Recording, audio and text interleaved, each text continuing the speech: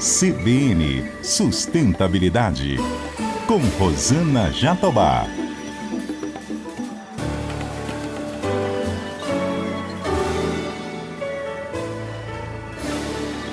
Oi, pessoal, tudo bem? O CBN Sustentabilidade de hoje aborda a agenda ESG no setor de energia renovável. Eu converso com Adalberto Maluf. Ele é diretor de marketing e sustentabilidade da BYD. A BYD é uma multinacional chinesa presente em 70 países com mais de 290 mil colaboradores. No Brasil, ela atua desde 2014, com 500 colaboradores. Adalberto, que prazer recebê-lo aqui no CBN Sustentabilidade. Tudo bem com você? Olá, Rosana Jatobá. Eu que agradeço a oportunidade, o convite de estar aqui no CBN Sustentabilidade. Adalberto, vocês são dedicados a encontrar soluções de energia renovável com foco em geração de energia solar, armazenamento de energia e transporte eletrificado. Só que aqui no Brasil, qual é o foco da empresa? Claro.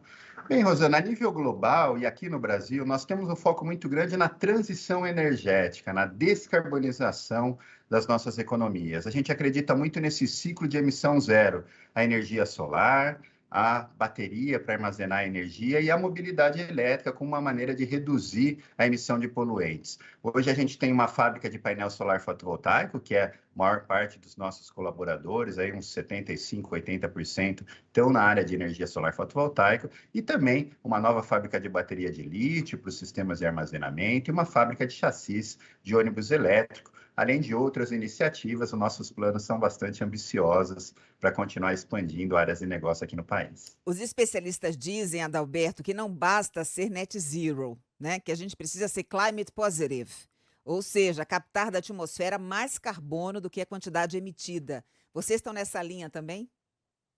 Com certeza, a eletromobilidade e as energias renováveis, elas têm primeiro essa grande função de mitigação, de reduzir as emissões de poluentes, os impactos. Nós temos aqui também na área de sustentabilidade algumas outras iniciativas para poder zerar a emissão que você tem, por exemplo, para produzir a bateria, né? Zerar a emissão de carbono no ciclo de vida de todas as tecnologias que a gente tem. Então, aos poucos, a gente acredita muito nesses desenvolvimentos que nós chamamos de climate positive, né, que são positivos ao clima no fim de tudo.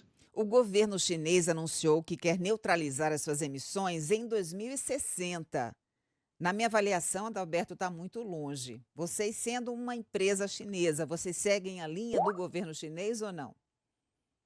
Bem, a BYD é uma gigante, né, uma das maiores empresas de tecnologia privadas da China, né? A nossa grande atuação hoje está nos Estados Unidos, na Europa, a nível mundial. Nós vemos que os Estados Unidos e a Europa anunciaram planos um pouco mais ambiciosos relacionados a prazos. Mas, na prática, o que a gente vê é que, apesar de a China colocar essas metas um pouco mais para frente, na prática, hoje ela tem política pública muito forte para esses temas. Então, a mobilidade elétrica, por exemplo, hoje mais da metade do mercado mundial de veículos elétricos está na China.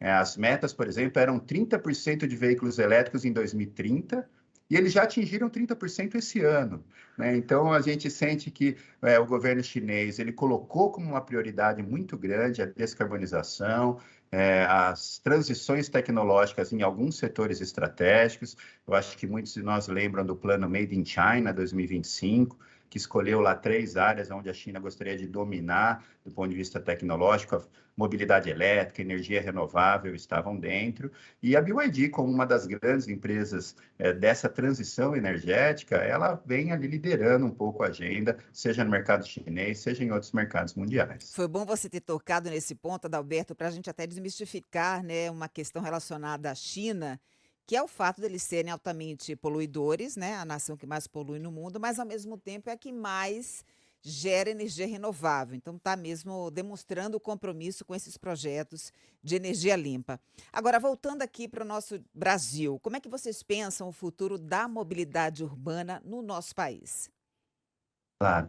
O Brasil tem uma vantagem de ter uma gama de rotas tecnológicas muito maior do que o resto do mundo. Nós temos biocombustíveis, em especial o etanol, que é um biocombustível limpo, renovável, que gera muita renda no Brasil, mas o mundo optou pela eletrificação do transporte como a rota tecnológica prioritária. Vamos lembrar que a União Europeia acaba de proibir a venda de veículos a combustão em 2035. Você já tem iniciativas de quase todos os grandes mercados mundiais para essa transição. Então, acho que o Brasil, hoje, o Rota 2030, que é o regime automotivo brasileiro, e o programa Renova Bio, eles já criaram um arcabouço inicial para o Brasil fazer essa transição do etanol, junto com o híbrido flex, mas nós temos que avançar um pouco mais o adensamento da cadeia produtiva para a gente se inserir nessa nova realidade mundial, que caminha cada vez mais para a eletrificação da mobilidade. O mundo vendeu mais de 1/3 de todos os ônibus elétricos nos últimos anos.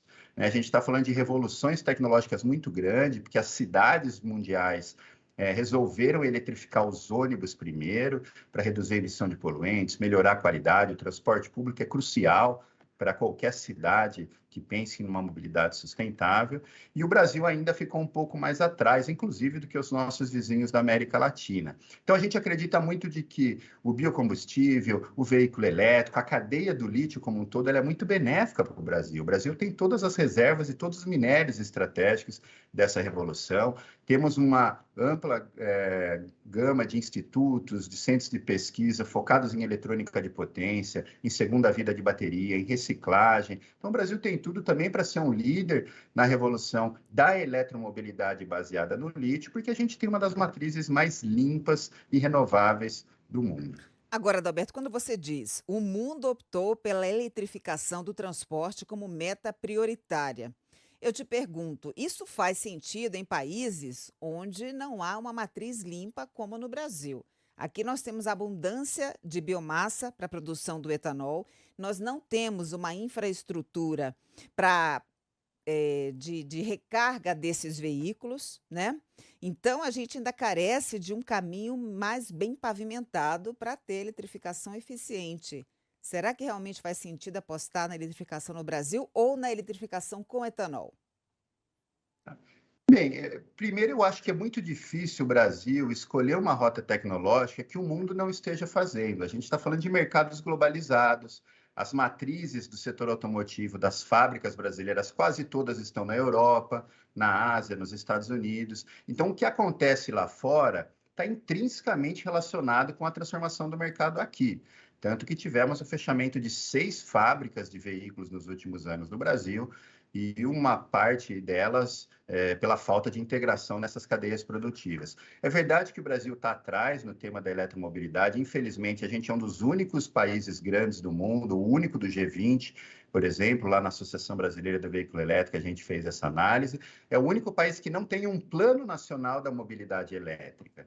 Então, ao não ter uma visão de futuro, a gente não tem a efetiva coordenação entre o governo federal, os governos subnacionais, a academia, o setor produtivo. Então, o Brasil ainda não está conseguindo criar os passos necessários para pesquisa, desenvolvimento, infraestrutura de recarga, mas, aos poucos, o setor privado vem oferecendo essas soluções. A Agenda ESG, hoje, avança muito rápido a logística verde no Brasil. A gente vai superar 1.000 unidades de comerciais leves elétricos vendidos esse ano. Caminhões elétricos também estão próximos de superar o marco histórico de 1.000 unidades vendidas no ano. Então, acho que aos poucos a gente tem esses programas crescendo, porque quando a gente olha lá fora, a própria União Europeia, né, tem um estudo muito bom do Transport Environment, a pedido da União Europeia, que mostra isso. Na média da União Europeia, os veículos elétricos, no ciclo de vida da emissão toda, então, pensando desde a bateria, o uso, depois a reciclagem, né, destinação final da tecnologia, em 10 anos de operação, lá na Europa chegaram um número de que o veículo elétrico reduz, na média, 69% da emissão de CO2 equivalente no ciclo de vida. É claro que na Polônia, que você tem a pior matriz de geração baseada em carvão, reduz só 29% o CO2 equivalente no ciclo de vida. Já você vai numa Suécia, numa França, que tem matrizes mais limpas, reduz quase 80%. Agora, mesmo reduzindo só 30% do CO2 equivalente no ciclo de vida, bem, primeiro que já é uma redução, né? 30% é melhor do que nada. Mas a gente reduz 100% do poluente local. E também é um grande causador de problemas nas nossas cidades. A gente está falando de 1,5 milhão de mortes no mundo associadas à poluição. No Brasil, são quase 50 mil mortes. Então, no ciclo de vida da tecnologia, no ciclo de vida total no Brasil, um veículo elétrico economiza 84% de CO2 equivalente. Ele reduz, sem contar os 100% do poluente local. Então, o Brasil tem tudo para ser um grande líder. Nós temos um parque produtivo diversificado de autopeças, sedes das principais sistemistas globais que já atuam na eletromobilidade, temos montadoras globais que já tomaram decisões lá fora. O que a gente precisa é tentar coordenar um pouco mais esses esforços, porque no Brasil, a questão ambiental, ela está intrinsecamente relacionada às oportunidades de emprego da economia do futuro. O Brasil tem tudo para ser um grande líder dessa agenda da economia verde, produzindo o hidrogênio verde, produzindo veículos com uma pegada de carbono mais limpa. A gente vinha sofrendo uma desindustrialização muito grande e talvez aí seja uma grande oportunidade histórica. A gente dominar o mercado dos híbridos flex, ampliar o uso do biocombustível junto com o etanol e, por que não, adensar a cadeia do lítio. Nós temos lítio mineral de altíssima qualidade. Hoje o Brasil é um dos líderes da exportação de minérios a preços de commodities a poucos dólares por quilo e depois a gente importa, né, a célula solar, a bateria de lítio, um semicondutor a centenas, milhares de dólares por quilo. Então, por que não industrializar esses componentes aqui para também gerar emprego, além de todo o benefício ambiental? Seus argumentos são muito sólidos, mas a gente tem aí que repercutir a questão das baterias, que contaminam o meio ambiente tanto no processo de produção quanto no descarte. Sim, Rosana, realmente o tema da bateria é um tema que tanto a eletromobilidade quanto as empresas de tecnologia de informação vêm há muitos anos se preocupando. As primeiras baterias de lítio, baseadas no cobalto, elas traziam problemas muito graves. A gente lembra aquela questão social, de que 60% do cobalto do mundo vem lá da República Democrática do Congo. Mas o que aconteceu, e isso impacta bastante os celulares, né? O computador, o laptop, essas são as baterias de lítio e cobalto. Quando a eletromobilidade começou a crescer, o que a gente viu foi um investimento muito grande das montadoras para diversificar as químicas das baterias. Então, os chineses inventaram o lítio fosfato de ferro, né, uma criação da BYD. A BYD é a maior, talvez a segunda maior fabricante de bateria de lítio do mundo.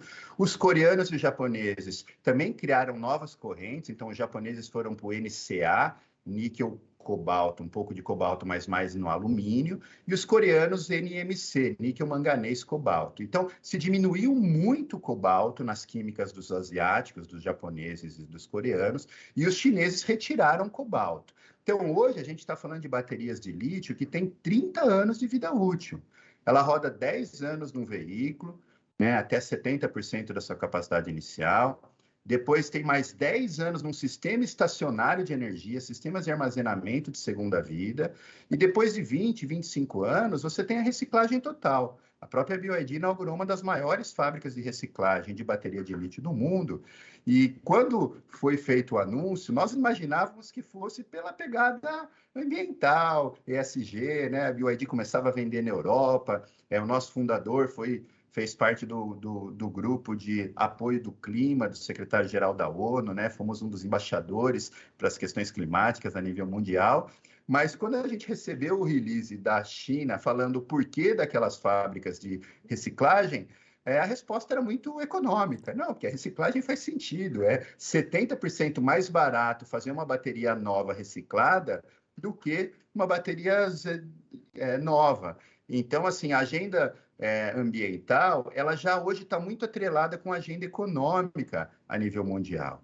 Então, por isso que a gente fica cada vez mais otimistas de ver que essas novas químicas de bateria reduziram drasticamente os problemas. Então, a gente está falando de bateria de lítio que é 100% reciclada, que tem mais de 20, pelo menos 25 anos de vida útil, né, e que já permitem uma segunda vida, uma terceira vida, com soluções técnicas do ponto de vista ambiental.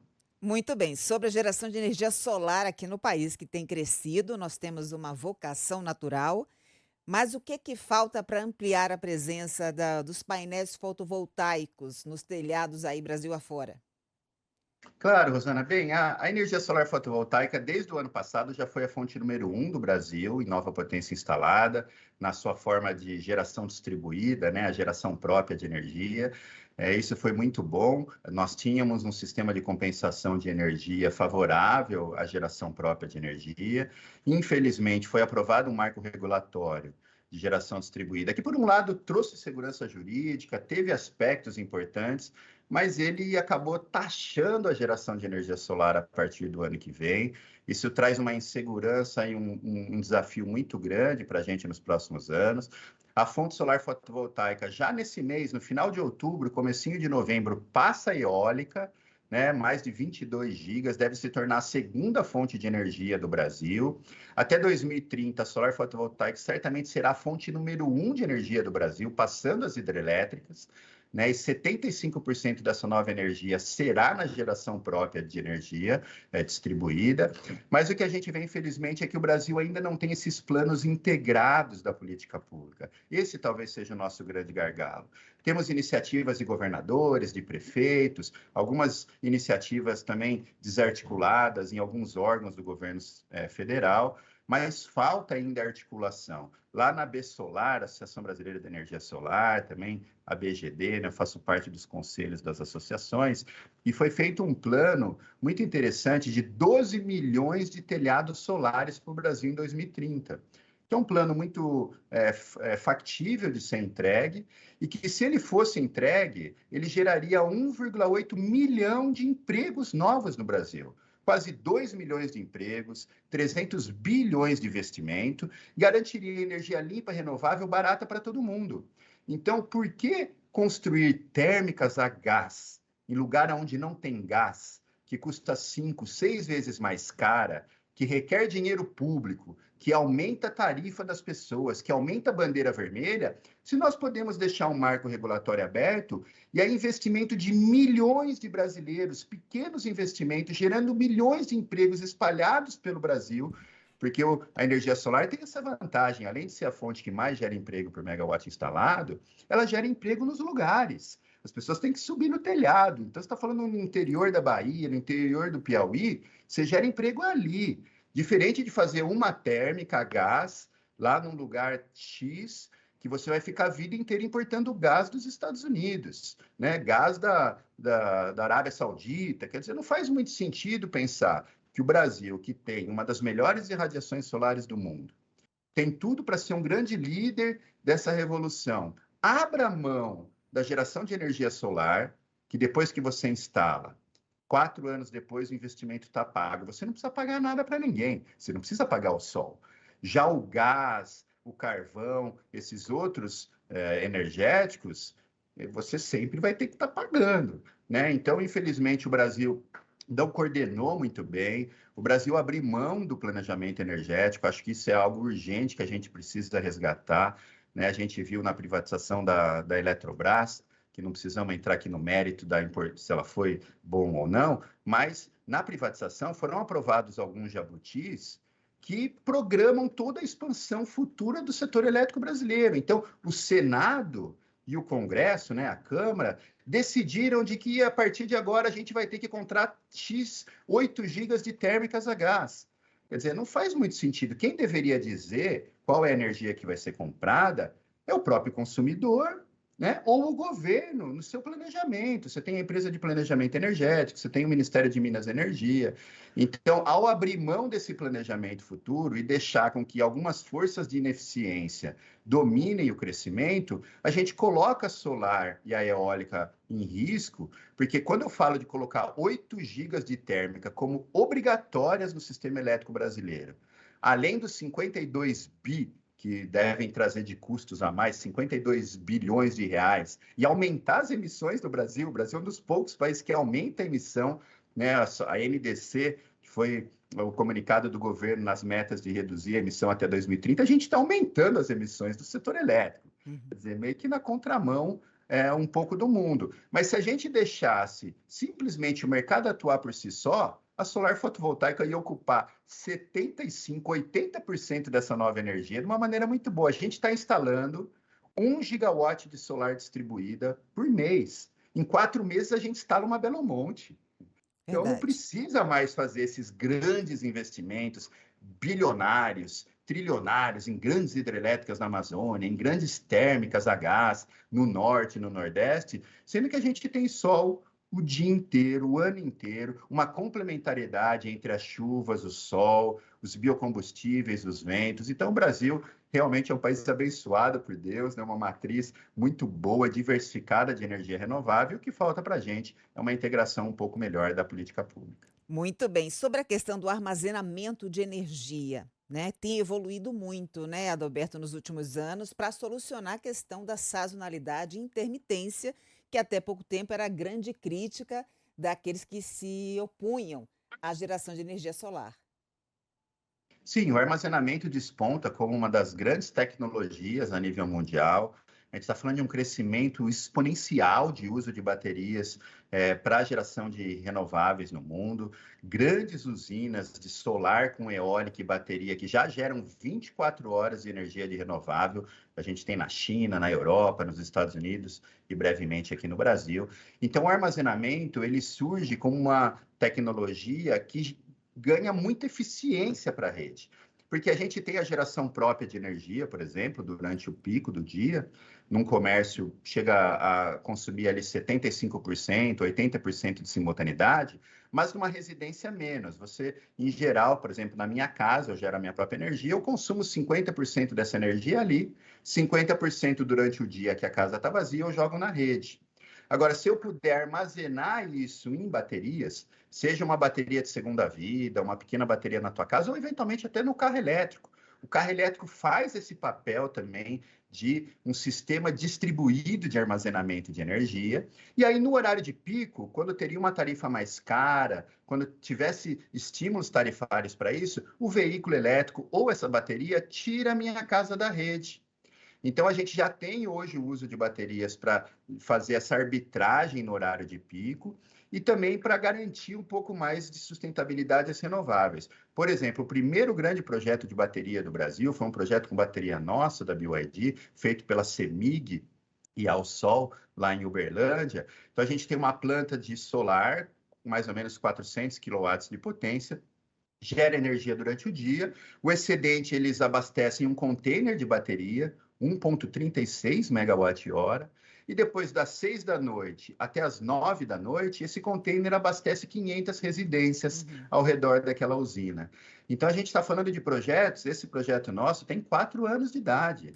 Então, foi feito como projeto de pesquisa, já foi criada a regulamentação, o Inmetro demorou, mas finalmente avançou com os inversores híbridos, mas infelizmente o Código Elétrico Brasileiro ele ainda não foi atualizado. Para ter uma ideia, Rosana, o mundo inteiro usa veículo elétrico como um ativo distribuído de energia, né? Então, no horário de pico, o veículo tira a residência, caminhões, ônibus, falta energia, eles vão lá e abastecem algumas linhas estruturais. E aqui no Brasil, o Código Elétrico Brasileiro proíbe veículo elétrico ou sistemas de armazenamento de energia de jogarem energia na rede, né? Então, não existe uma solução técnica, uma explicação técnica para essa proibição.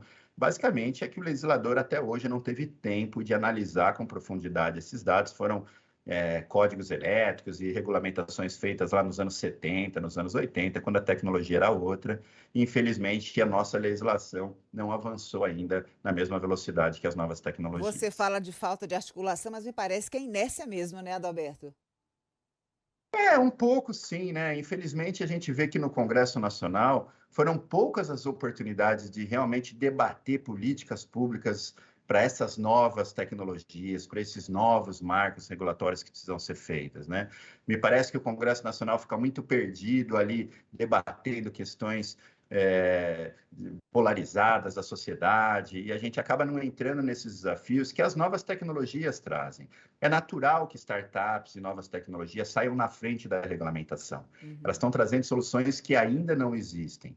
Mas depois que a gente identifica, vê as oportunidades, vê a sinergia com a economia que já está em vigor, todo esse ecossistema que vai crescer ao redor disso.